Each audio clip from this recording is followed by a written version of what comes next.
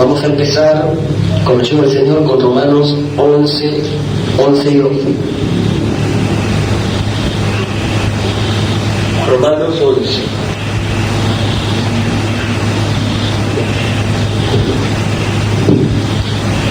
Romanos capítulo 11. Todo este capítulo 11 de Romanos es muy sobresaliente.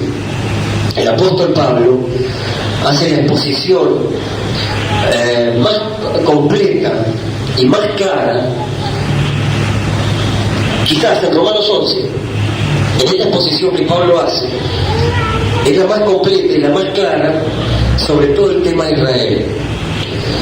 En estos últimos tiempos hemos estado entrando en Ugarteche en una serie sobre el misterio de Israel.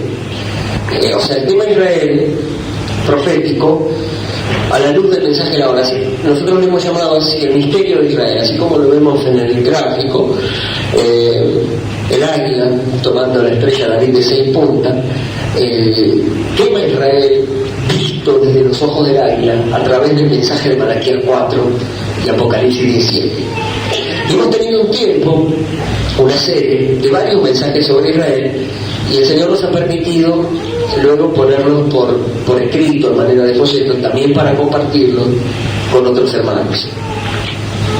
Y por supuesto, la exposición más brillante que hay, más completa para todo aquel que quiera introducirse en el reloj de Dios en Israel, es Romanos 11.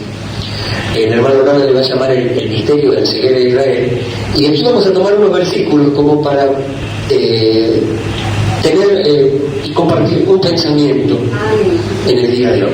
Es mucho lo que pudiéramos hablar, decir, pero vamos a ver si el Señor nos alcanza gracia por su Espíritu para de aquí extraer un pensamiento espiritual y de edificación que nos pueda ayudar en esta noche. En Romanos 11, versos 11 y 12, si quieren, le vamos a dar lectura a la palabra de Dios y vamos a hacerlo en el nombre del Señor Jesucristo. ¿Quieren todos? Bien, dice así la palabra de Dios.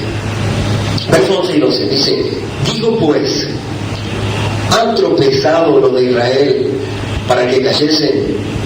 En ninguna manera. Pero por su transgresión vino la salvación a los gentiles para provocarles a celo. Noten, por su transgresión vino la salvación a los gentiles. Verso 12. Y si su transgresión es la riqueza del mundo, pensémoslo, considerémoslo, si la transgresión de Israel, que Israel se ha fallado, que haya rechazado al Mesías Jesús cuando vino en su primera venida, la transgresión de Israel, dice Pablo, es la riqueza del mundo. Y su defección, que ellos hayan fallado a Dios y a los suyos vino y los suyos no les recibieron, y su defección ha venido a ser la riqueza de los gentiles. Pablo nos hace pensar esto, que si su falla, que si su transgresión, que si su defección es la riqueza de los gentiles, ¿cuánto más no será su plena restauración? Si que ellos fallaran, si que ellos rechazaran y transgredieran, vino a ser la riqueza de los gentiles, ¿cuánto más no será la plena restauración de Israel? Verso 15. La expresión aquí es poderosa. Dice: porque si su exclusión es la reconciliación del mundo, quiere decir que si ellos transgredieron, fallaron, entraron en defección, fueron excluidos, y por esa exclusión vino la reconciliación del mundo a través de Cristo. ¿Qué será entonces? Si cuando ellos son excluidos, si Israel es excluido por un tiempo, y esto es la reconciliación del mundo, Pablo dice, ¿qué será su admisión? ¿Qué será cuando Israel sea admitido? Cuando Israel regrese y pueda reconocer al Mesías, ¿qué será? Si no, la vida entre los muertos, la resurrección de los muertos. Verso 21, aquí estaría el centro de nuestro tema, o pensamiento.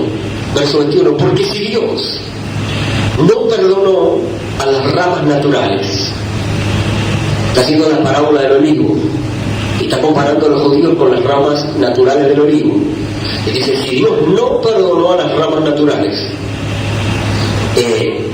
a ti tampoco te perdonará. Piénselo. Entonces, el verso 22, este es el énfasis. Dice, mirad pues la bondad y la severidad de Dios. Al mirar el misterio de Israel, es inevitable mirar estas dos facetas de Dios, combinadas, la bondad y la severidad. Dios es bueno y es severo. Dios es severo, pero es bueno. Es bueno y es severo. Hay bondad y severidad. ¿Cómo se hace para combinar y mezclar la bondad y la severidad? ¿Cómo puede él al que ama? ¿Cómo puede él al que ama castigarlo? La bondad y la severidad es el misterio del trato de Dios con Israel. Entonces mirad pues la bondad y la severidad de Dios. La severidad ciertamente para con los que cayeron, pero la bondad para contigo. Dios ha sido severo con Israel para ser bueno con nosotros. Dios ha tratado severamente a Israel luego del rechazo del Mesías para darnos la oportunidad a nosotros. Dios ha sido severo con Israel para ser bueno con nosotros. La severidad ciertamente para con los que cayeron, pero la bondad para contigo. Si permaneces en esa bondad, pues de otra manera tú también serás cortado. Y aún ellos, si no permanecieran en incredulidad, y aún ellos, los judíos, si no permanecieran en incredulidad, serán injertados nuevamente, porque poderoso Dios para volverlos a injertar. Verso 24, porque si tú, nosotros, los cristianos gentiles de las naciones no judías, si tú fuiste cortado del que por naturaleza es olivo silvestre, éramos olivo silvestre, y contra naturaleza fuimos injertados en el buen olivo, ¿cuánto más estos, los judíos, que son ramas naturales, no serán injertados en su propio olivo? Acá Pablo está haciendo una parábola maestra de los dos olivos. Veamos el verso 25. Entonces dice, porque no quiero, hermanos, que ignoréis este misterio. El misterio de Israel. Porque no quiero, hermanos, que ignoréis este misterio. Aquí dentro de este misterio hay una gran trama del trato de Dios con sus dos pueblos, judíos y gentiles. Los dos olivos, el natural y el silvestre. Miren, porque no quiero, hermanos, que ignoréis este misterio. ¿Para qué? Hace bien conocer el misterio de Israel. Hace bien conocer el trato de severidad y bondad. ¿Para qué? Para que no seáis arrogantes. Esto es uno de las grandes enfermedades de la novia del Señor Jesucristo. La arrogancia. Y lógicamente, el saber que uno es predestinado, el saber de que uno ha sido escogido, como decíamos hoy, el saber si prácticamente uno de 1 millón nos haría prácticamente ser arrogante, pero Pablo aquí pone el antídoto y dice, no quiero, hermanos, que ignoren este misterio, cómo Dios lidió y cómo Dios trató con el pueblo de Israel, para que no seáis arrogantes en cuanto a vosotros mismos, porque le ha acontecido a Israel endurecimiento en parte, una ceguera, un endurecimiento. Dios mismo lo cegó para abrirnos los ojos a nosotros.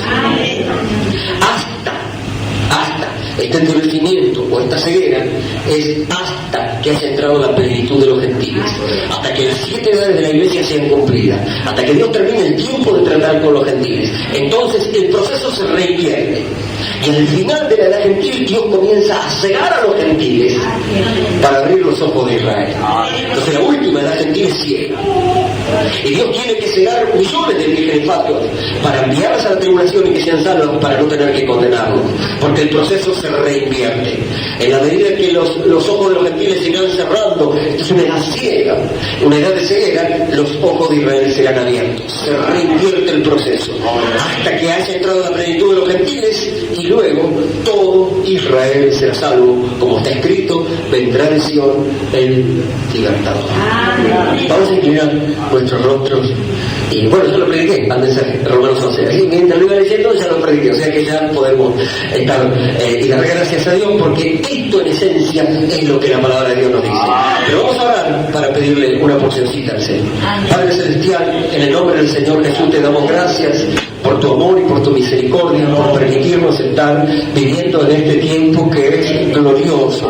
Es el final de finales y estamos parados aquí exactamente en el entronque del tiempo, la encrucijada del tiempo. En cuanto al grandioso José, ya casi no se puede contener para darse a conocer a sus hermanos, y pronto será tarde, pronto el grito, la aclamación cambiará a voz de arcángel: salid todos de aquí, una novia tendrá que dejar esta tierra, millones de cristianos entrarán en la tribulación, y el grandioso José se dará a conocer a sus hermanos. Estamos en el mismo punto de encrucijada del tiempo. Ayúdanos y alcánzanos de tu gracia. Pasados los años hemos esperado, y mientras estuvimos esperando nos ha dado este refugio, esta palabra, Padre Celestial, para esperar nuestro día, el día de nuestra transformación. Nos oramos y te pedimos ayuda para que todas estas palabras o lo que tengamos pueda ayudar a edificar nuestra fe mientras vamos marchando. Te damos gracias en esta noche y pidiendo tu guía y tu dirección por tu Espíritu Santo, nos ponemos en tus manos para hablar la palabra y también para oírla. Dando gracias por todas las cosas y pidiendo tu guía y tu dirección desde el principio hasta el fin. Todo lo encomendamos en el nombre del Señor Jesucristo. Amén. Dios bendiga, hermanos. Pueden tomar sus asientos. De una u otra manera, en estos últimos tiempos, el Señor nos ha ayudado a entrar en el tema del Israel profético. Israel llamado, dice el hermano Abraham, cualquier estudiante sabe que Israel es el reloj de Dios. Si usted quiere saber la hora que es, tiene que mirar el reloj en lo natural, pero si quiere saber qué hora es hoy en lo espiritual, mire a los judíos, mire Israel, porque ese es el reloj de Dios. Dios nos ha asignado un tiempo específico a los gentiles. Los tiempos y sazones son flexibles y son espirituales. En el mensaje de las 70 semanas de Daniel, el hermano Abraham dice que Israel es el reloj de Dios porque Dios ha asignado un tiempo específico, ni más ni menos, para lidiar con Israel. Desde los tiempos de Daniel en adelante se dicen que 70 semanas de años están determinadas sobre el pueblo de Israel. Ni un día más, ni un día menos. Ni una hora más, ni una hora menos. 69 semanas y medias de tiempo ya se han cumplido. Le quedan solamente media semana o 3 años y medio de tiempo espiritual a Israel, ni más ni menos. En todo ese trajín Dios ha lidiado en lo natural para restaurarlos, hacerlos volver a su patria y ser nuevamente una nación. Pero de tiempo espiritual hay 3 años y medio de profecía mesiánica para revelarles al Mesías, que rechazaron en su primer venida. Ni más ni menos, no hay ni un minuto más ni un minuto menos, porque Dios lidia con Israel a través de tiempos específicos. Y es sobresaliente. Nosotros veíamos con los hermanos de Ugarteche uno de los ángulos del mensaje de Israel, que son las 70 semanas, y dentro de eso los 6 propósitos. Es decir, decíamos nosotros así, 70 semanas es el tiempo que Dios tiene determinado para lidiar con Israel, pero ¿para qué? Para cumplir 6 propósitos específicos. Es decir, Dios tiene un propósito con Israel, expresado en 6 propósitos mayores. Eso se tiene que cumplir en cierto tiempo, sí o sí. O sea, esto es importante, esto nos da fuerza, a nosotros nos da fe. Si Dios tiene un propósito, Dios lo va a cumplir. No hay nada que pueda impedir. No hay infierno suficiente para impedir que Dios cumpla esos 6 propósitos con Israel. No hay humanidad suficiente, no hay nadie que pueda oponerse. Dios tiene 6 propósitos con Israel y los va a cumplir. A la vez tiene el cronómetro, el Dios de los tiempos, tiene el cronómetro, y entonces cuando llegue su hora hay exactamente un tiempo donde Él cumplirá los 6 propósitos. ¿Cómo puede ser? Estuvieron por 2000 años cegados, no pudieron conocer al Mesías. A los suyos vino, los suyos no lo recibieron, y por 2000 años estuvieron cegados. Pero cuando la hora llegue, cuando el tiempo llegue, el gran José Jesús, el grandioso José Jesús, se dará a conocer a sus hermanos. Y entonces sí derramaré sobre la casa de David y sobre los moradores de Jerusalén espíritu de gracia y de oración, y mirarán a mí a quien traspasaron, y llorarán como se llora por hijo unigénito. Entonces así verán las heridas en sus manos, y así verán el gran drama desplegado, cómo rechazaron al Mesías. La obra del Espíritu Santo, espíritu de gracia, de oración. Dios les revelará la expiación, Dios les revelará la trama, que fue para bien, y fue como la venta de José para preservación de vida, porque gracias a que ellos lo rechazaron, gracias que vendieron a José por casi 30 piezas de plata, eso vino en vida para nosotros. Entonces, el Cristo se convirtió en la bendición para todas las naciones. Gracias, Señor. La exclusión de Israel es la reconciliación del mundo. La defección de Israel ha sido la riqueza de los gentiles. Que ellos hayan rechazado al Señor Jesús ha sido mi riqueza, ha sido mi gloria, ha sido la gloria para nosotros, porque el Evangelio llegó hasta el confín de la tierra, hasta lo último de la tierra, o sea, aquí donde estamos nosotros. Con respecto a Jerusalén, estamos en las partes más alejadas de la tierra, y hasta aquí llegó el mensaje del Evangelio. Y el Mesías que rechazaron en el año 30 lo hemos recibido nosotros. Y el Mesías fue suficiente para salvarnos, y nos mantiene salvos. Y el Evangelio se fue a todas las naciones por 7 edades para entrar en plenitud, para sacar los escogidos de todas las naciones y de las 7 edades a lo que se conoce como la plenitud de los gentiles. Dios tomar un pueblo para su nombre. Cuando termine todo eso, entonces sí, Él se revelará a Israel. Así que entonces Dios ha asignado a Israel un tiempo específico. Pero con los gentiles el tiempo es espiritual y es quizás indefinido. Por ejemplo, de ahí vino el error muchas veces de calcular años y aplicarlos a los gentiles. Entonces, es cierta cantidad de años, el año 1974, luego el año 1977, luego el año 84, luego el año 2000, cierta cantidad de años, bueno, el rapto acontecerá. Miren, los hermanos vendían todo en el 77, vendían todos, renunciaban a su trabajo. El 31 de diciembre del 77 se despidieron de los familiares, se despidieron de los amigos, renunciaron a los trabajos, vendieron las cosas, y el 1 de enero de 1978 tuvieron que pedir perdón a todos porque el rapto no aconteció.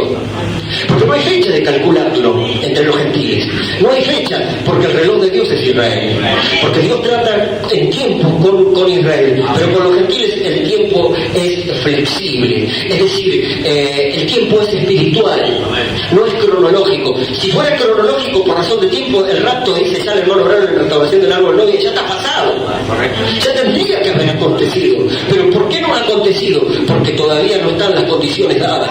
La Biblia dice, gozaos y alegraos, porque han llegado las bodas del Cordero, y su esposa se ha preparado, y a ella se le ha concedido que se vista de hilo fino.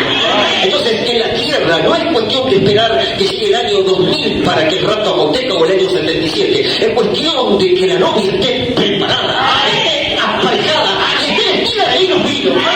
Entonces volará. Cuando hasta el último, la pirámide esté completa, la estatura del varón perfecto, cuando todas las condiciones estén dadas, levanta su vuelo. Más allá del 77, del 2000 o del 2006. Porque Dios no lidia conforme a los años. Entonces un hermano, el hermano Rearte, el hermano que ya partió con el Señor, decía, pero nosotros creíamos que nos íbamos en el 77, estábamos seguros que nos íbamos en el 77, por eso vendíamos las cosas, por eso renunciamos a los trabajos. Pero pensándolo bien, esto lo decía en el año 2000, pero pensándolo bien, dice, ¿a dónde nos íbamos a ir en el 77? Si éramos un desastre. Si para el 2000 no se habían ido, menos iban a ir en el 77. Porque hay un tiempo de preparación. Hay un tiempo de preparación. El profeta Amós dice, prepárate para venir al encuentro de tu Dios. Hay un tiempo de preparación. Le he dado tiempo, dice la gran ramera, le he dado tiempo para que se arrepienta y no ha querido arrepentirse. Dios da tiempos de arrepentimiento, tiempos de preparación. Entonces, el tiempo que Dios nos da desde hoy hasta el día del rapto es un tiempo de preparación. Entonces, ese es nuestro tiempo espiritual. Y descubrimos en el mensaje de Israel que van paralelos, Israel y la novia. Israel en lo natural, la novia en lo espiritual. El tiempo de Israel es natural, pero el tiempo de la novia es espiritual. Entonces, la alineación de los planetas, desde el 2005, el 5 del 5 se alinearon los 5 planetas, y nació el quinto hijo del hermano santo, por ejemplo, en nuestra congregación. Es más fácil para Dios alinear los planetas que alinear a su pueblo. Entonces todos dan testimonio, miren, los planetas se alinearon, esto se alineó, lo otro, pero el tema para Dios, lo más difícil, lo que le está contando más al Señor, es alinear a su pueblo. Entonces, los planetas obedecen a la voz de su mandato, pero su pueblo le cuesta alinearse. Pero allá vamos, llegará a acontecer porque habrá una novia, gozaos y alegraos cielos, porque finalmente, después de mucho trabajo, después de muchos años, ha llegado la hora. Ella se ha preparado, ella se ha concedido, que se vistan a vino vivo, gozaos y alegraos, que la hora ha llegado. Entonces es espiritual, va paralelo, Israel y la novia en lo espiritual. Me apasionó el tema de Israel. Realmente estaba con el Cantar de los Cantares por 5 años estudiándolo, la novia de Jesucristo, en tipo, en el Cantar de los Cantares. Y lo gozamos también en el Cerro Bandera con el lirio entre los espinos. Mi amada es como el lirio entre los espinos, como mi amada entre las doncellas, como el lirio entre los espinos. Pero el tema de Israel me cautivó también, al ver el paralelo perfecto entre la novia e Israel en lo natural y en lo espiritual. En la cita de las trompetas, por ejemplo, dice, se desatan 200 millones de demonios. Las trompetas suenan para reunirlo a Israel. Así como en el pasado, las plagas de Egipto preanunciaban la salida del pueblo para regresar a la tierra prometida, a la tierra que juró a Abraham y a sus descendientes. El endurecimiento de Faraón fue para el regreso de Israel. Así en los últimos tiempos las trompetas fueron sonando paulatinamente. Dios endureció a Hitler, a Stalin, a Mussolini, a los dictadores, la caída de los reinos y demás para empujarlos a la tierra prometida. Y se desataron 200 millones poderosos demonios de persecución, nunca visto, que estuvieron atados junto al río Éufrates, y se produjo un holocausto de 6 millones de judíos. Casi no queda ni uno para regresar a la tierra, pero quedó un remanente para volver y para ser restaurado. Y dice, exactamente así, se desataron 200 millones de demonios para perseguir en lo natural a Israel, pero en lo espiritual a la novia del Señor Jesucristo. Y nosotros no somos 200 millones de cristianos, la novia es uno de cada millón. O sea que cuántos demonios le toca a cada uno de la novia para lidiar. Termina una y empieza otra, termina otra y empieza otra, termina otra y empieza otra. Ustedes los hermanos me escuchan en las cintas predicar en el año 98, dice, pero ruge como un león, ¿cuándo va a volver a predicar así? Es que las luchas han sido muchas, uno está pero realmente amortiguado de tantas luchas que pasó, pero la gracia de Dios la que nos mantiene en pie. Verdaderamente 200 millones de demonios de persecución que fueron contra Israel en lo natural, y no los persiguieron así nomás, sino que los tiraron en las fosas vivas y los enterraban, los colocaban en las cámaras de gas, los arrojaban en los alambres de púa. Realmente fue un holocausto atroz, inspirado por 200 millones de demonios de persecución en lo natural, que vienen contra la novia en lo espiritual. Entonces es el misterio de Israel. ¿De dónde salen tantas fuerzas malignas para en todos lados? Entonces uno dice, uno es sencillo, es simple, no tiene muchas áreas. ¿Qué tiene? La iglesia, un área.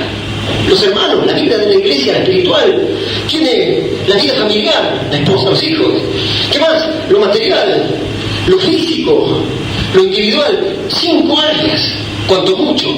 Mi vida individual, espiritual, mi relación personal con el Señor, también la congregación con mis hermanos, luego mi familia, luego lo material, luego lo físico. Y uno lo ve a Satanás siempre en alguno de esos lados. Si no pegan lo físico, pegan lo material. Si no pegan la iglesia, si no pegan la familia, si no pegan otra, y es constante. El martilleo en esas 5 áreas es constante. Termina una y empieza otra. Pero aquí estamos. Dios ha demostrado que es poderoso. No ha sido nuestra fuerza. Si estamos aquí, quiere decir que el Señor nos ha librado de una, de otra. Y por eso estamos aquí.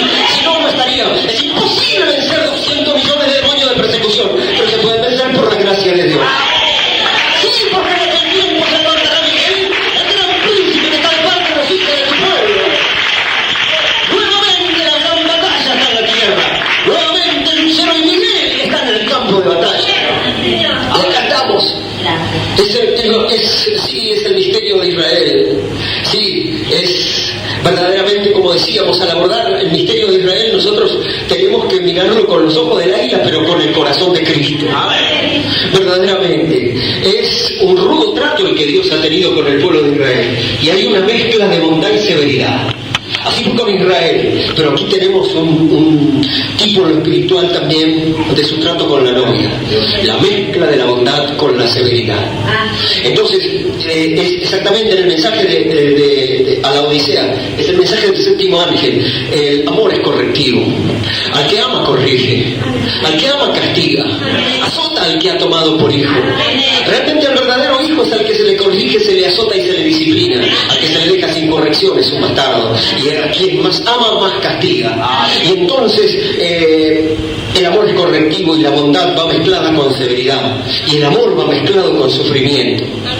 Existe, dice el hermano Branham, alguna gente más batallada, martillada y sufrida que la novia del Señor Jesucristo. Tuvimos una serie también, compartimos La novia sufriente, el lirio entre los espinos. Como el lirio entre los espinos, así es mi amada entre las doncellas. El harén, el rey, eran, usted sabe, 60 reinas, 80 las concubinas, las doncellas sin número, más una es la paloma mía, pero como un lirio entre los espinos. Las mismas reinas, las mismas doncellas cumplían la función de espinos contra la Sulamita, la amada mía. Quiere decir que aún dentro del mismo religioso, el reino religioso, las persecuciones de las reinas, iglesias poderosas, grandes reinas, concubinas, iglesias tremendas, pero hacen las veces de espinos ante la pequeña Sulamita, ante la pequeña novia del Señor Jesucristo. No es fácil, es una novia sufriente. El candelero de oro martillado es una figura de la novia, es una figura de la iglesia. Es de oro y es martillado. Hay alguna gente, edades de la iglesia, dice, más martillada que la novia del Señor Jesucristo, de Dios. No, el ave de muchos colores. Dice, todas las aves de la bandada están en contra de ella. Entonces, muchas veces no es fácil. Hay una mezcla de bondad y severidad. El trato de Dios con Israel. Entonces, Israel, como decíamos, ¿qué podemos decir de Israel?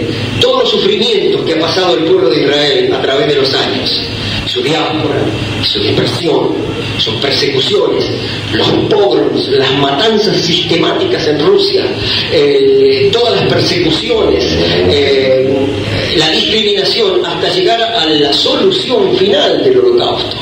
¿Qué es la solución final para Himmler, Eichmann y Hitler? La solución final era eliminarlos.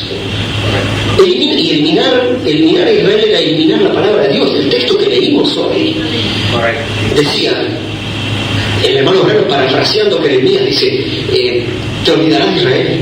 Y así ha dicho Jehová, que da sol para la luz del día, las leyes de la luna y las estrellas para la luz de la noche, que divide el mar. Si faltaran estas leyes delante de mí, dice el Señor, faltará también la descendencia de Israel para no ser una nación. Entonces dice, si llegaría a faltar el sol y la luna, eso sería señal de que faltaría Israel también para no ser una nación delante de mí. Mientras el sol y la luna estén, Israel estará delante de mí. Pero podría haber leído eso Hitler, Stalin, o Eichmann, o Mussolini, o todos los que planearon la solución final. Eliminar del mapa directamente, como dijo Nasser, los borraremos del mapa, los arrojaremos al mar. Y Dios había dicho, bendito los que te bendijeren y maldito los que te maldijeren. No ha sido entendido el trato de Dios con Israel. Entonces Israel por momentos es la higuera maldita que se seca. La higuera que rechaza al Mesías. Cuando el Mesías viene no encuentra fruto. Y entonces la maldice y ninguno coma fruto de ti. Parecía irónico que el Señor hablara y maldijera a una higuera, pero el símbolo, cualquiera sabe, dice el hermano Branham, que la higuera representa a Israel. Entonces la higuera no tuvo fruto al tiempo de la venida del Mesías. Entonces fue maldita y se secó. Dios se reserva el derecho de castigar a Israel. Pero ¡ay!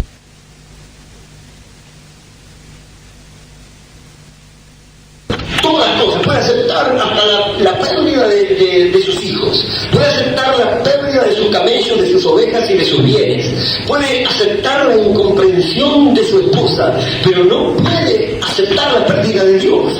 No puede aceptar que Dios lo haya dejado, que Dios lo haya abandonado. Entonces él podía decir, ¿quién me quiere saber dónde hallar a Dios? Aunque me matare, en él esperaré. Él no puede dejarme, él no puede abandonarme. Verdaderamente entonces Job luchó con uñas y dientes para descubrir por qué este rudo trato, pero a la vez también la bondad de Dios que nunca lo dejó.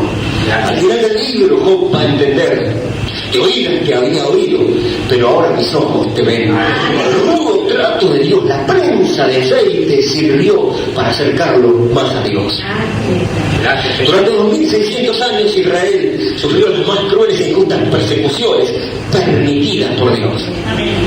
Pasó paralelamente que las edades del oscurantismo. ¿Por qué Dios permitía que su gloriosa iglesia cayera de esa manera, que a sus santos los arrojaran a los leones, los empalagaran y los mataran tan tremendamente, y 68 millones de protestantes fueron muertos bajo el poder del caballo rojo, bajo la ebriedad de la sangre de la gran ramera? 68 millones de hermanos. Y paralelamente se iban masacrando también los judíos. ¿Cómo Dios podía permitir todas estas cosas y permitir el sufrimiento? Eso es lo que no entendieron los amigos de Job. Dijeron: estás sembrando lo que has cosechado, has pecado, porque solamente el que sufre porque ha pecado son las consecuencias del pecado. Los teólogos, amigos de Job, eran matemáticos: si estás sufriendo y te pasó esto porque has pecado. Pero ¿cómo entender el sufrimiento del justo? ¿Cómo se explica el sufrimiento del justo? ¿Por qué Dios permite el sufrimiento del justo? La bondad y la severidad de Dios están mezcladas porque hay un propósito. Si no hubiera un propósito, Dios sería cruel. Entonces, durante 2600 años fueron víctimas de esta gente sin patria.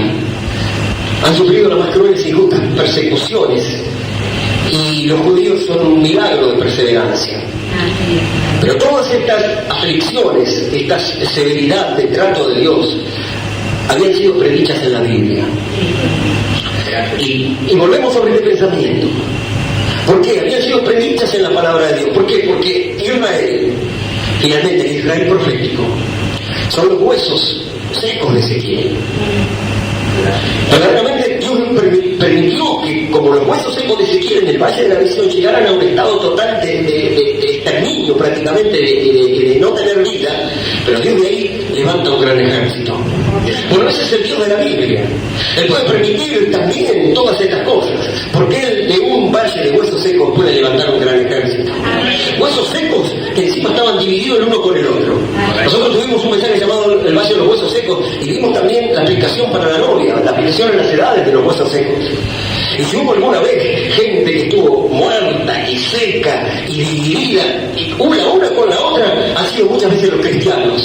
Pero profetiza, hijo de hombre, háblale a los huesos secos, profetiza, habla la palabra. Dile: huesos secos, oíd palabra de Jehová, oíd palabra de Jehová, oíd palabra de Jehová. Y entonces esa era una audiencia. No es fácil predicar en un valle de huesos secos.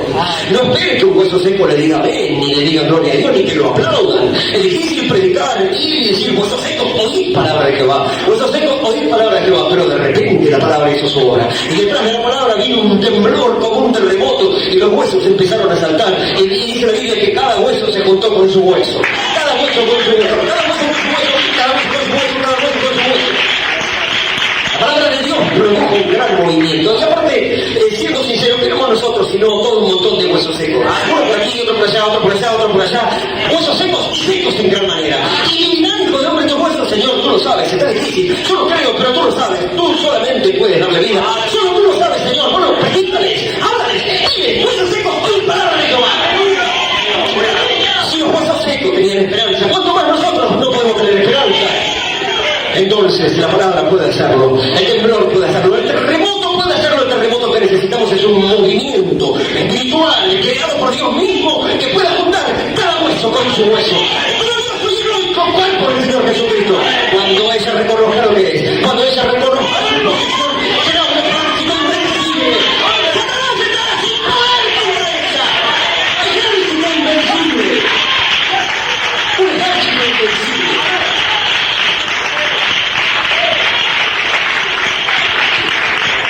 Y hace no muchos años se miraba la novia de Jesucristo como el valle de los huesos secos. En una ciudad había un tabernáculo, después del tabernáculo salían 2, después de 2 salían 4, después de 4 salían 8, después de 8 salían 16, y ya no se podían subdividir más, porque ya no había más, porque después en un tabernáculo quedaban 2 personas, hasta que esas 2 se peleaban, y ya no se podía subdividir más. Huesos secos y en gran manera, y dividido el uno con el otro. Pero Dios hará algo indudablemente, porque de ese valle de la visión, Él va a levantar un gran ejército. Él va a levantar un ejército grande y poderoso en gran manera. Ahora he hablado, está escrito, ese será un ejército invencible. Entonces, Israel son los huesos secos, en lo natural. 6 millones colocados en las cámaras de gas, en los campos de concentración y masacrados. ¿Qué podía imaginar que él podía levantar una nación con los sobrevivientes de eso? Los sobrevivientes quedaron sin un centavo porque los saquearon. Gente pobre, ancianos, niños, lisiados, gente desarraigada, de 70 naciones distintas, con idiomas distintos. Vinieron los migrantes de Israel en 1948 para hacer una nación. Hablaban idiomas distintos, venían de culturas distintas. Era difícil, era imposible. Tenía que ser un milagro, pero un milagro que Dios había prometido. Y de esos huesos secos, de esos sobrevivientes, de ese remanente, Dios ha levantado un gran ejército. Una pequeña nación, poderosa hoy, hackeada por todos, pero ahí está parada. Todas las naciones están contra ella, todos los árabes los vamos a tirar al mar, los vamos a liquidar. Se aliaron todos los árabes y no se sabe cómo Israel prevalece. No se sabe cómo Israel prevalece.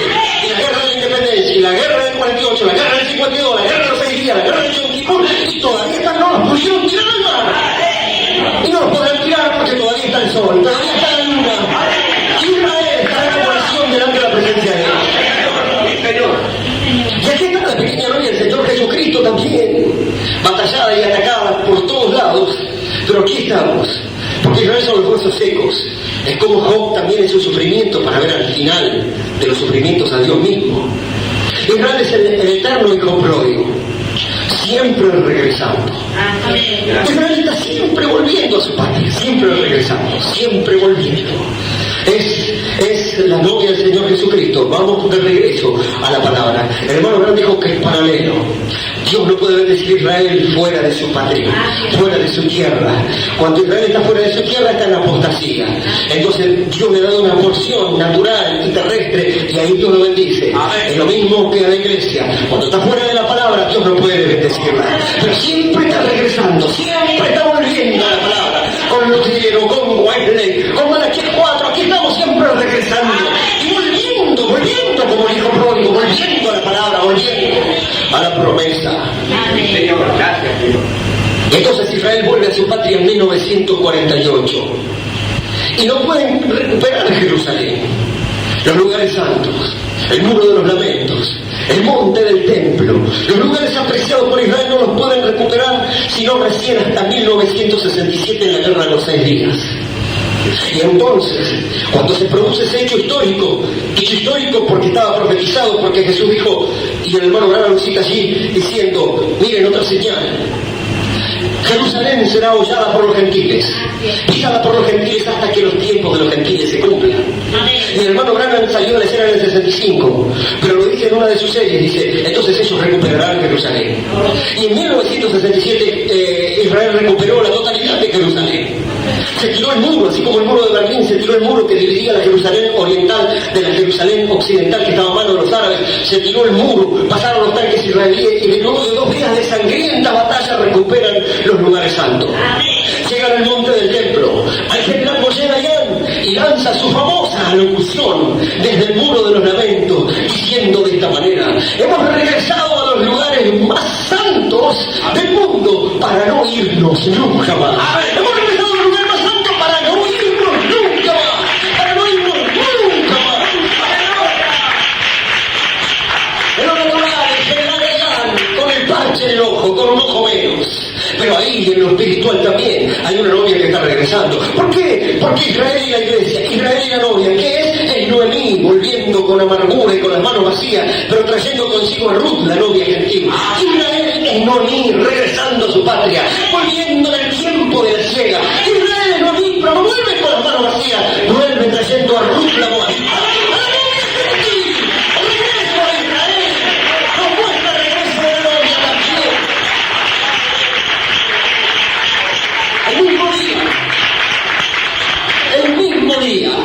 La misma noche que Israel se convirtió en una nación, 7 de mayo de 1946, cuando la bandera más antigua del mundo, de la estrella de David, comenzó a ondear sobre el territorio de Israel, esa misma noche el ángel del Señor entró en la cueva de Mizpi y me envió al campo, porque todo está conectado. En Noemí y Ruth, el ángel del Señor entró en la cueva y mandó a Malaquías 4 con un mensaje para rodear el mundo y buscar una novia. Israel estaba regresando a su país. Estamos regresando a un lugar más alto para no irnos nunca más.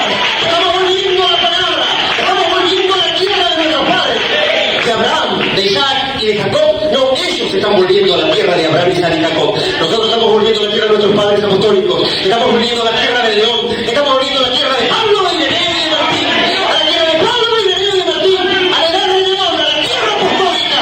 Estamos volviendo a la palabra. Y aunque lleguemos como Moshe Dayan, con un ojo menos, con un brazo menos, o con una pierna menos, estamos regresando. Estamos regresando a los lugares más altos para no irnos nunca más.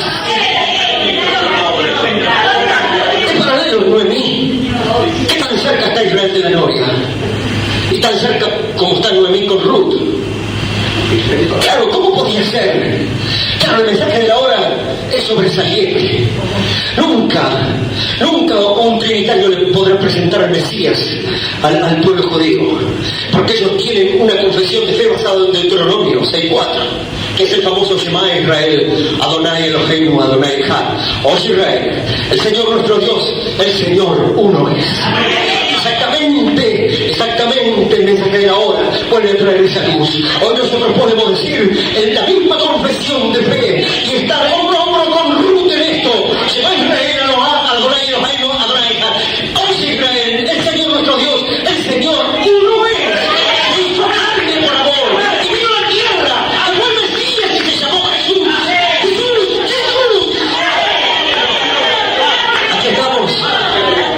Aquí estamos entonces, en el final de la historia.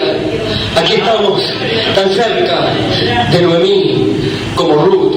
Sí, la higuera maldita, pero que al final rebrota. La higuera maldita que al final rebrota, y cuando vean a la higuera reverdecer, sepan que el tiempo está cerca, que el tiempo está a la mano. Sí, el olivo natural, desgajado. Uno de los símbolos más hermosos de la Biblia es el del olivo natural y el del olivo silvestre. Pablo compara aquí a Israel y a la iglesia con el olivo natural y silvestre. Y dice: la raíz, la que tiene la savia, la rica savia del buen olivo, esta es Cristo. Esta es Dios, la rica savia, el Espíritu Santo, la palabra, Cristo, el buen olivo, es el que sustenta la raíz. Y había ramas naturales, los judíos. Pero por su incredulidad, su defección, su transgresión y su rechazamiento, fueron cortados, fueron desgajados. Miren cómo dice en el verso 17: pues si alguna de las ramas fueron desgajadas, y tú, siendo olivo silvestre, has sido injertado en lugar de ellas, has sido hecho participante de la raíz y la rica savia del olivo, no te jactes contra las ramas. Y si te jactas, sabes que no te sustentas tú a la raíz, no sustentas tú a la raíz, sino la raíz a ti. Es decir, las ramas, por incredulidad de los judíos, en palabras más sencillas, fueron cortados. Fueron, dice, excluidos, su exclusión. A los suyos vino y los suyos no la recibieron. Y este fue el pecado de Israel. Esta fue la transgresión de Israel. Este es uno de los propósitos que Dios tiene que cumplir con Israel: es expiar la iniquidad. Es verdaderamente quitar la transgresión de Israel. Su pecado mayor fue rechazar al Mesías. Jesús fue rechazar a Jesús. Las ramas fueron cortadas y Dios injertó las ramas silvestres. Se sabe, por ejemplo, en Israel, que el olivo silvestre es, digamos, el olivo silvestre, salvaje, tiene un fruto minúsculo, muy amargo. Y solamente el olivo silvestre puede ser salvado si se lo injerta en un olivo doméstico, en un buen olivo. Y esta es una figura muy buena que hace Pablo de los gentiles. Cuando nosotros estábamos en el mundo, cuando las naciones gentiles estaban en el mundo, estaban en el paganismo, en la oscuridad, en idolatría. Las naciones, América, África, Oceanía, Europa, naciones paganas, en idolatría, en paganismo, o mezclado el catolicismo con el paganismo, cristo-paganismo, en la más densa de las tinieblas, gente gris, sin fruto, pero Dios en su misericordia, luego de desgajar al justo Israel, a los descendientes de Abraham, de Isaac y de Jacob, las ramas naturales de esa planta, las cortó para injertarnos, dice, contra naturaleza a nosotros, que estábamos lejos de Dios, sin esperanza, que no conocíamos nada de Dios, de la palabra, ni siquiera un corito, no conocíamos nada, estábamos perdidos en el mundo completamente en la oscuridad. Dios en su gran misericordia nos llamó, nos rescató y contra naturaleza, en un gran trabajo espiritual, Dios nos injertó en el pueblo de Dios, y la rica savia comenzó a fluir en nosotros, y nosotros nos sentimos herederos de Abraham, de Isaac y de Jacob, y nos sentimos herederos del Antiguo Testamento, como sombras o figuras de la gloria de los bienes venideros. Y verdaderamente con un gran trabajo contra la naturaleza Dios nos injertó y nos sentimos parte del pueblo de Dios. No nos sentimos extranjeros ni advenedizos, sino miembros y conciudadanos del reino de Dios y parte de la familia de Dios. Nos sentimos verdaderos hijos de Dios. Por un gran trabajo que Dios ha hecho contra la naturaleza, contra todo lo establecido y con todo lo difícil que es hacer de nosotros hijos de Dios. Dios lo ha hecho. Entonces, llegado el fin del tiempo y la plenitud de los gentiles, al final del tiempo, Dios tiene que volverlos a injertar. Entonces Dios tiene, para volverlos a injertar a ellos, a los judíos, al fin del tiempo, Él tiene que injertar 144.000 olivas, bajo el ministerio de 2 olivas. Y los tiene que injertar, lo tiene que hacer. Pero antes que eso, Él tiene que desgajar todas las ramas gentiles, tiene que sacarlas. Cuando Jesús entró en Jerusalén, entró por el monte de los olivos, montando en un asno. Entró por el monte de los olivos, ¿y cuál fue la atracción en el monte? Dios cumpliendo su palabra. Zacarías 9:9 había profetizado la entrada triunfal de Jerusalén, que el Mesías entraría humilde y salvador, montando en un asno, en un pollino, hijo de Ana. Entonces el profeta Zacarías, 800 años antes, en Zacarías 9:9 había dicho: alégrate mucho, hija de Sión, da voces de júbilo, hija de Jerusalén, he aquí que tu rey viene a ti, humilde y salvador, montando en un asno, en un pollino, hijo de Ana. Entonces, ¿cuál es la atracción en el monte? Dios cumpliendo su palabra, Dios haciendo historia. Zacarías 9:9 saltó del rollo, se hizo espíritu, se hizo vida, entró a carne humana y allí venía Jesús con sus discípulos en un pollino, hijo de Ana. Y de repente, nadie sabe por qué, estaban entrando en el monte de los olivos y de repente, nadie sabe por qué, uno sintió la inspiración y dijo: Hosana al que viene en el nombre del Señor. Otro dijo: Baruch Abba Beshem Adonai, bendito el que viene en el nombre del Señor. Otro dijo: gloria a Dios, glorificaré al Rey. Otro se subió a un árbol de olivos, porque ¿qué árboles había? Era el monte de los olivos, y se cortó una rama de olivo y la arrojó, y otro cortó otra rama y la arrojó, y otro cortó otra rama y la arrojó, y comenzaron a desgajar ramas de olivo, y comenzaron a desgajar ramas de olivo, y palmas y manto lo arrojaban a sus pies. Y entonces los fariseos, por supuesto, siempre conectados de sintonía, siempre fuera del espíritu de la cosa, había mucho griterío, pero el rey estaba entrando, y era lógico que se dijera gloria a Dios, era lógico que dijeran hosana al Rey, era lógico que dijeran bendito el que viene en el nombre del Señor, era lógico porque el rey estaba entrando. Y se fueron al Señor mismo y le dijeron: pero es que tú no tomas cuidado, tus discípulos no los reprenden, miren el barullo que están haciendo, miren cómo gritan. Y entonces Jesús le dijo: ven, esto es historia, Dios está cumpliendo su palabra. Esto es Zacarías 9:9. Zacarías 9:9 lo dijo hace 800 años antes y hoy se está cumpliendo esta escritura. Alégrate mucho, hija de Sión, da voces de júbilo, hija de Jerusalén. La palabra de Dios fue hablada y se está cumpliendo. El rey está entrando en el pollino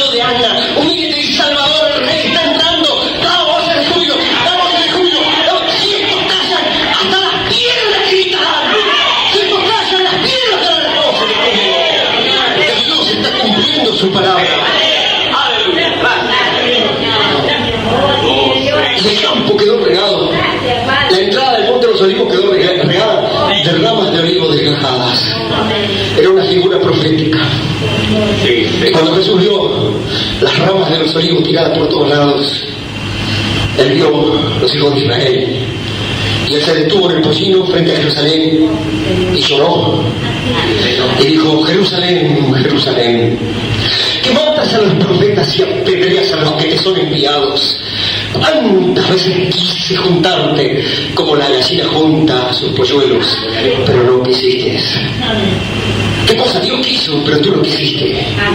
Y yo pienso, ¿cuántas veces Dios ha querido cosas con nosotros y nosotros no hemos querido? Dios muchas veces quiere hacer algo con su pueblo y su pueblo no quiere. ¿Cuántas veces quise, pero no quisiste? ¿Cuántas veces quise juntarte, pero no quisiste? Y entonces, he aquí vuestra casa os será dejada desierta. Y aquí vienen días cuando vuestra casa será dejada desierta, no me volverás a ver, Jerusalén, hasta que llegue el tiempo que digas: bendito el que viene en el nombre del Señor. Entonces las ramas de olivo fueron desgajadas. Ellos dijeron: crucifícale, crucifícale, que su sangre sea sobre nosotros. Y entonces las ramas de olivo fueron todas desgajadas como los árboles de olivo en la entrada de Jerusalén. Y luego en el año 70 vino Tito, el general romano, puso sitio a Jerusalén, y antes de incendiar Jerusalén y destruir el templo, dice en la historia Josefo en sus escritos que hizo talar todos los árboles del monte de los olivos, el desgajamiento de los olivos. ¿Para qué? Para que nosotros pudiéramos ser injertados, para que nosotros estuviéramos aquí hoy sentados diciendo gloria a Dios, para que dijéramos alabanzas, para que íbamos a ver a su palabra, fuimos injertados porque es el Dios de pero no nos jactamos, porque esta enseñanza es para que no nos seamos arrogantes ni nos jactemos, porque Él también podrá desgajarnos a nosotros. Porque la hora está llegando. Estamos en el final de finales, cuando dice: no quiero que ignoren este misterio, con esto terminamos, no quiero que ignoren esto. Le pasó esto a Israel porque era un plan de Dios. Lo cegó para nuestro bien, para que el Evangelio fuera a todas las naciones, para que de todas las naciones de los 5 continentes, de las 7 edades, Él sacara un pueblo para su nombre. Esto es llamado la plenitud de los gentiles, las 7 edades de la iglesia. Terminado ese periodo de tiempo, Él se vuelve Israel. El proceso se invierte. Dios nos cegó a ellos para tener misericordia de nosotros. Al final del tiempo Dios cegará el último remanente gentil. Los últimos millones entrarán a la tribulación. Millones, piénselo. Millones de cristianos entrarán a la tribulación. Millones. Apocalipsis 7 dice: vi una multitud vestida de ropas blancas, la cual nadie podía contar, de todo linaje, pueblo, lengua, nación. Y entonces me dijo uno de los ancianos: ¿quiénes son estos? Señor, tú lo sabes, estos son los que han salido de gran tribulación. Millones entran a la tribulación. Y daban sus vestiduras a la sangre del Cordero, y aún llegan a salvación, pero entran a tribulación. ¿Por qué? Porque son desgajadas para reinjertar nuevamente a Israel. Entonces, en el final del tiempo, Dios tiene que sacar las ramas gentiles. Dios no trata con los dos pueblos a la vez. Estamos en el empalme justo. Ahora, el Señor, el José de Génesis 45, veámoslo, con esto terminamos. Génesis 45. Solamente el versículo 1 de Génesis 45. Esa es la figura más hermosa. Es la higuera, es el olivo, es el reloj, es el hijo pródigo, el último de mí, son los huesos secos, es Job, el tipo más hermoso que jamás se ha predicado de Israel. Y Jesús es José y sus hermanos. 45.1 dice que en ese tiempo, en esa sazón, en esa encrucijada, 45.1 dice: no podía ya José contenerse delante de todos los que estaban al lado suyo. José estaba en el palacio. José estaba caracterizado como Safnat Panea. Ni siquiera sus hermanos lo reconocieron hasta ese momento. Estaba vestido a la manera egipcia, hablaba como egipcio, tenía otro nombre, Safnat Panea, que quiere decir el que revela los misterios. ¡Qué justo! José Jesús, en el último tiempo, en la última obra que prometió realizar, según Apocalipsis 17, que el tiempo no sería más, que es el final, que el juez con la cabecita blanca levantó su mano y juró que el tiempo no sería más, que se ha acabado para los gentiles, pero que solo hay un suplementario. Son los días de la voz del séptimo ángel, cuando él comience a tocar la trompeta, los misterios de Dios serán consumados. El tiempo para los gentiles se ha terminado, pero hay un suplementario, el mensaje del séptimo ángel para recoger una novia, prepararla y sacarla de aquí antes de la tribulación. Safnat Panea, el que revela los misterios, la última obra del Señor. José caracterizado, no lo conocieron, pero ya no se podía contener. José no se podía contener, ahí estaban sus hermanos no lo reconocían a él, pero él reconocía a sus hermanos. Israel no reconoce a Jesús todavía, pero Jesús lo reconoce a ellos. Allí estaba Benjamín, su corazón latía por Benjamín, son los 144.000. Su corazón late por sus hermanos, es el tiempo para revelarse a Israel. Pero allí está en Palacio Gentil, allí está Senat, la esposa, allí están todos los servidores egipcios en el palacio, y no podía ya José contenerse delante de todos los que estaban al lado suyo. Gentiles, todos los que sirven al Señor, todos los que sirven al Señor, Jesús Bautista, metodistas, presbiterianos, todos los cristianos de todos los colores y de todos los tamaños y de todos los nombres. Allí están todos los servidores de José Jesús, pero ahí también está Senat, ahí está la esposa, y ahí están los hijos de Israel que todavía no lo reconocen, pero ya están ahí. Esa es la escena. Estamos en Génesis 45:1, estamos bien adentro, y José ya no se puede contener. José Jesús ya no se puede contener. Tiene que desgajar las ramas gentiles, tiene que sacar a sus servidores para afuera, las tinieblas de afuera del palacio, tiene que mandar a Senat que vaya volando hasta el amor, y tiene entonces que darse a conocer a sus hermanos en lengua hebrea diciéndole: yo soy José. No podía ya José contenerse delante de todos los que estaban al lado suyo, no podía ya contenerse, y entonces clamó: haced salir a todos de mi presencia. No, que no quede ni un egipcio, que no quede ni un gentil, haced salir a todos delante de mi presencia. Entonces Asenat se fue al palacio, Asenat se fue al tálamo, Asenat se fue al cuarto, a la cámara nupcial, Asenat, la esposa, se fue para allí. Los servidores salieron para afuera, era de noche, salieron a las tinieblas de fuera.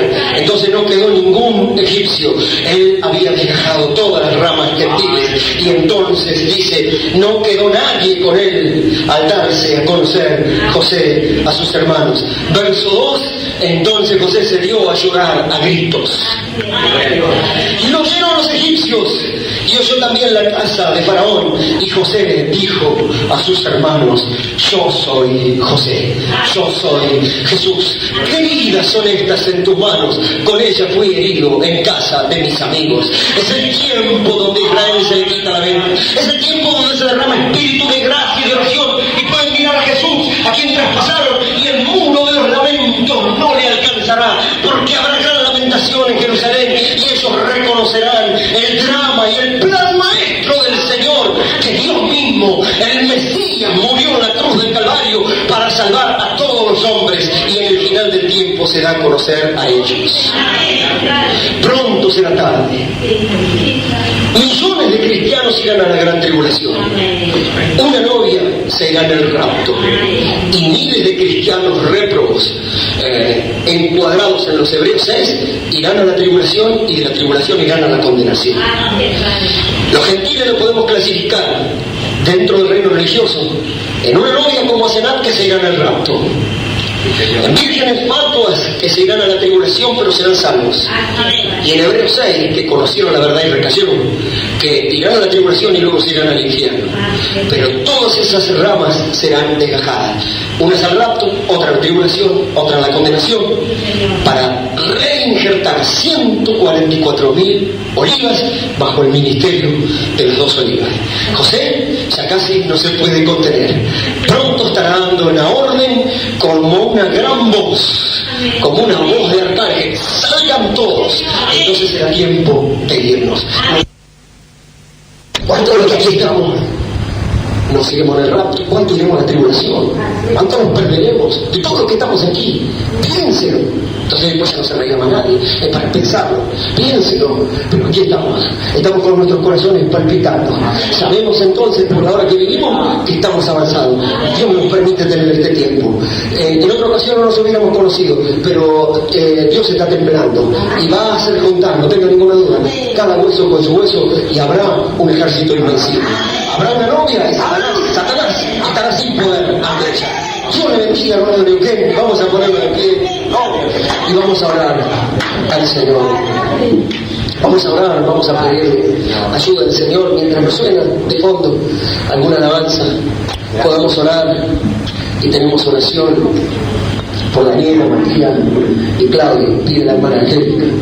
Y vamos a orar por la novia del Señor Jesucristo, para que el Señor nos ayude y que siempre consideremos la bondad y la severidad de Dios. Dios es bueno y es severo.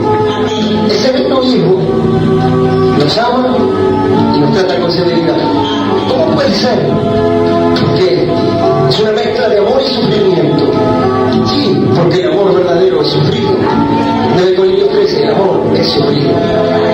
Entonces, es el camino del sufrimiento. Es una novia sufriente. La obra maestra, una obra maestra de vida, sufriente. Isaías 53.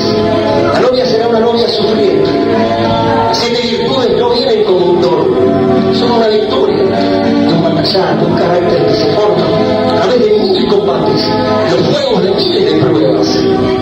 El azar ardiendo, Israel, la novia del Señor Jesús, un azar ardiendo, 1000 fuegos de prueba no han podido extinguirla. Aquí está presente todavía, va sembrando, va ayudando. Entonces, sí, algunas cosas van apareciendo de las virtudes, luego de tremendos sufrimientos empiezan a aparecer algunas virtudes, como paciencia, templanza, cosas que no se pueden conseguir de otra manera. La prueba de nuestra fe produce paciencia. La prueba produce tribulación y la tribulación paciencia. No hay forma de conseguir esas virtudes si no es a través de un doloroso proceso. Es una obra maestra que Él está aplicando desde hace mucho tiempo. Oremos entonces por cada uno de los miembros de la novia, que el Señor nos ayude en esta hora final. Padre Celestial, Dios de amor, de misericordia, te damos gracias por tu amor en esta noche, porque al mirar una porción, Padre, de Romanos 11 y una porción del Israel profético hoy, podemos ver que paralelo este gran drama de Israel y de la novia Noemí, José, Jesús, Asenat y los hermanos. Ahí está esa escena tan tremenda, y aquí estamos en el anticipo, en esta hora final. Pronto sucederán estas cosas. No sabemos hasta cuándo te contendrás, no sabemos hasta cuándo te podrás contener, Señor, antes de darte a conocer a tus hermanos. No sabemos que entonces nadie quedará en tu presencia. El tiempo sí habrá terminado para los gentiles y comienza esa media semana tremenda para Israel. Así que entonces aquí estamos, falta poco, estamos en un empalme, en un entronque, en una encrucijada, aquí estamos, necesitamos tu ayuda. El infierno se juntó, 200 millones de demonios tratan de impedir todo esto. Pero también el cielo ha bajado y Él regresa nuevamente para dar batalla. Y aquí estamos en una batalla jamás, más grande que jamás ha sido peleada por ningún ejército. Aquí estamos, Señor, ayúdanos. Necesitamos tu ayuda si no lo pudiéramos. Es imposible prevalecer en este campo infernal de batalla. Sería imposible prevalecer. Tiene que ser tú por nosotros. En Cristo pudiéramos ser solamente más que vencedores. Por medio de aquel que nos amó, ayúdanos. Son muchas nuestras necesidades, nuestras falencias, miserias, debilidades. Nuestra humanidad nos juega en contra. La carne, el mundo, el diablo, todo juega en contra. Solo las fuerzas que hay en nuestra alma, que tú has colocado allí por predestinación, es lo que nos sostiene como un ancla segura para penetrar el reino. Ayúdanos, fortalece, potencia todo nuestro interior, ayúdanos. Damos gracias por este tiempo que podemos compartir con nuestros hermanos.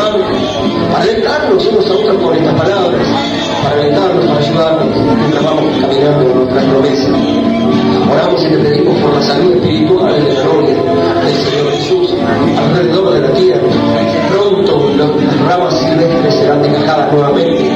Pronto habrá millones que entrarán en la tribulación, pero habrá una novia que se va a alegrar. Nosotros queremos ser parte de esa novia, queremos ser parte de esa acenar que vuela hacia el álamo. Ayúdanos y alcance tu gracia. Te pedimos que bendigas a cada hermano, cada hermana, cada anciano, niño, joven. Padre, te pedimos por esta petición, Señor Dios, por esta petición que está colocada sobre el púlpito, Daniela, Matías y Claudio, que tú puedas colocar tu mano, tu obra, la influencia de tu Espíritu Santo venga sobre ellos, y tu alcance gracia. Oramos para que puedas conceder la petición de nuestra vida, la gloria de tu nombre. Oramos por todas las necesidades de tu pueblo, principalmente lo espiritual, que tú bendigas y des victoria a tu pueblo. Aprovechamos para orar por los hermanos de Neuquén, por la novia de Neuquén, todos los hermanos escogidos que están aquí en la provincia de Neuquén, que tú los ayudes y que puedas tronar y movilizar cada hueso con su hueso y levantar un poderoso ejército para la gloria de tu nombre. Humanamente no pudiéramos hacer nada de reunir, de tratar de juntar humanamente a alguien con aquello, como decía nuestro hermano, pero si dejamos que Dios haga, Él lo hará. Cuando lo haga, lo hará. Y nadie lo podrá impedir. Que cada hueso se junte con su hueso y venga carne, esqueleto, carne, tendón, y luego espíritu, y luego un poderoso ejército en pie. Inevitable, ese proceso tiene que cumplirse. Israel y en la novia. Aquí estamos, ayúdanos y alcánzanos de tu gracia. Necesitamos. Te pedimos perdón por nuestras fallas, nuestros pecados, nuestras insuficiencias, y te pedimos una renovación, una nueva unción para continuar la batalla. Está difícil por el momento, pero ayúdanos. Ayuda a cada hermano que está pasando por dificultades, cada hermana, a tus siervos, a los obreros, a los que sirven. Ayuda a la familia de cada uno, Señor Dios. Todo el bombardeo del infierno apunta siempre a destruir esas áreas, pero tú ayuda, alcanza gracia. Pedimos tu misericordia, Padre, lo pedimos en el nombre de Jesús. Pedimos que bendigas a nuestro hermano Calderón, el tabernáculo en este lugar, en este local, y colmes de bendiciones y los ayudes, Señor, en este tramo, juntamente con nuestro hermano de Cerro Bandera y el resto de los hermanos. Dase gracia y dando gracias por esta oportunidad que nos concedes de tener este tiempo y de poder conocer nuevos hermanos. Entregamos esta parte del servicio y lo hacemos en el nombre del Señor Jesucristo. Yo les bendiga, hermanos, y cuando oren, acuérdense del hermano Ángel y de los hermanos de Marteche de Mendoza en sus oraciones. Las necesitamos. Ya estamos batallando y necesitamos de sus oraciones. Cuando se arrodillen y oren,